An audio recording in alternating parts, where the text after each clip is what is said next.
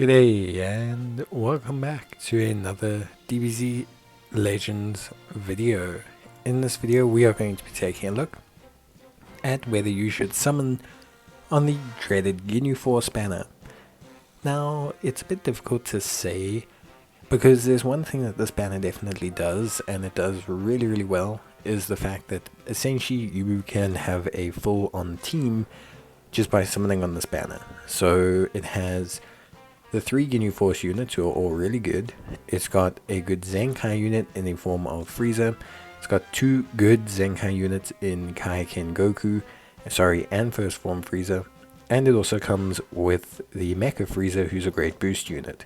So between all of these units, you basically have a bunch of Zenkai / buffing units that can really assist your team. And then you have the 3 major units being the Ginyu Force units.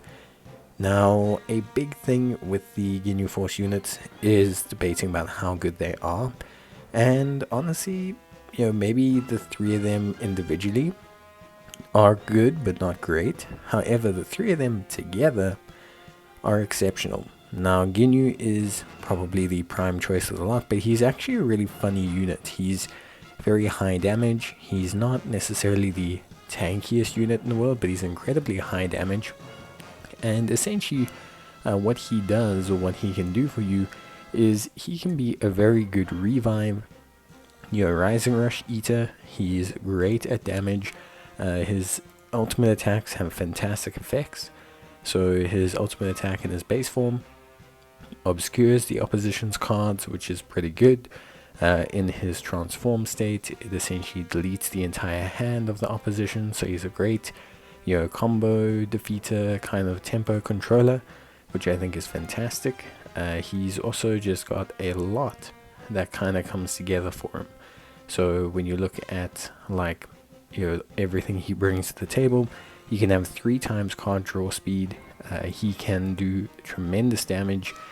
He's really solid, but he is a damage dealer. He's not a tanky unit per se, relying a lot on the revive mechanic to get him out of the way.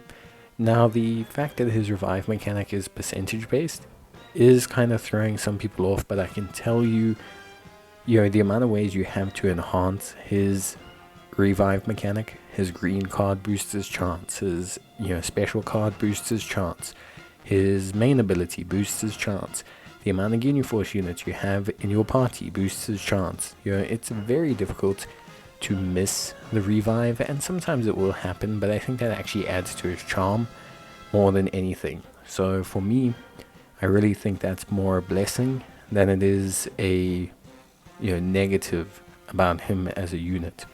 Besides that, in its transform state, he's not, again, he doesn't necessarily become a crazy tank, but he does debuff the opposition quite a lot, and he can combo into himself really well.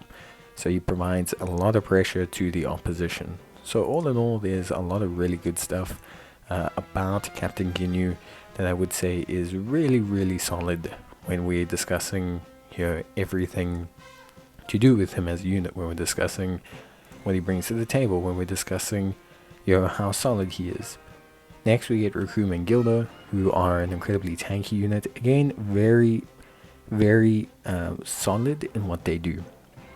Changing types, so again, not the exact same as normal tag units. They're similar to the Goku and Frieza in that they provide 2 different type coverages. So not just the standard type and then reverse type, they are actually 2 different types, which is pretty good.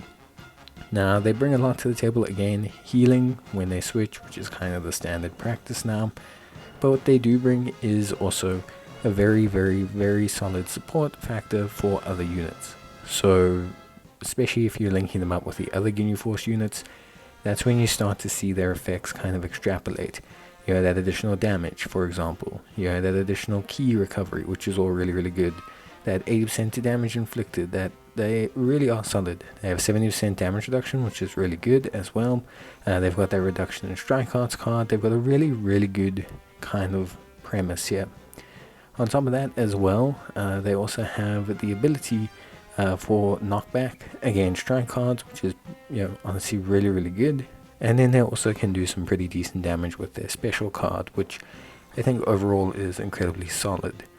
So overall, Recoome and Guldo are a very interesting unit again, incredibly solid.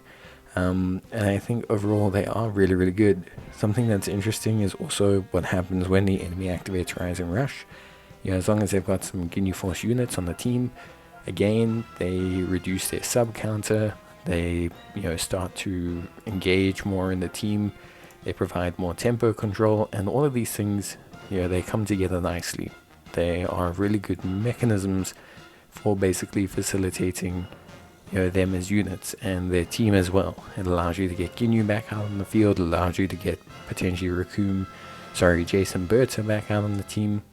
So it is all really, really good stuff. Then we come to Burter and Jeice, who are, again, really solid unit. They're more range type, so they're providing you their range coverage.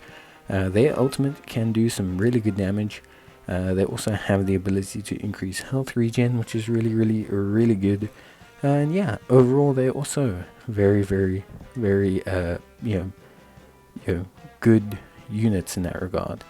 Again, providing a lot of coverage in regards to their special ability. Very good damage, like very, very, very good damage, which I think is really good.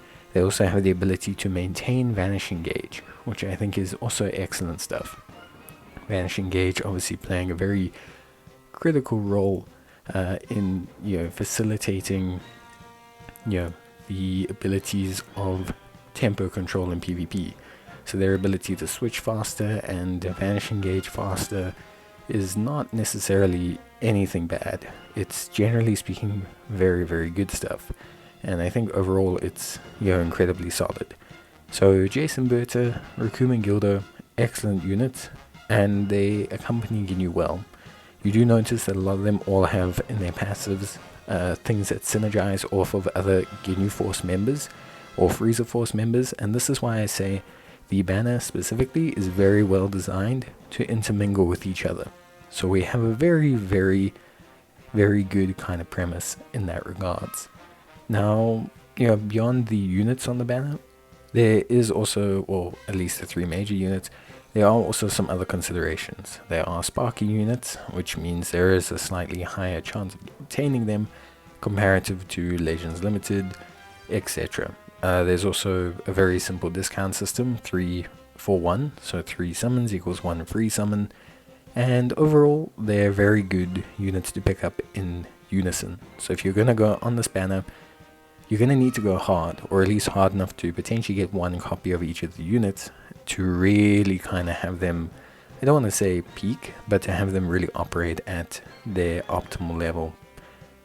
So if you are going to summon this banner, you're going to need to go deep. For me, personally speaking, I think it's a fun banner to summon on. However, I would say maybe save if you're not interested. Bye.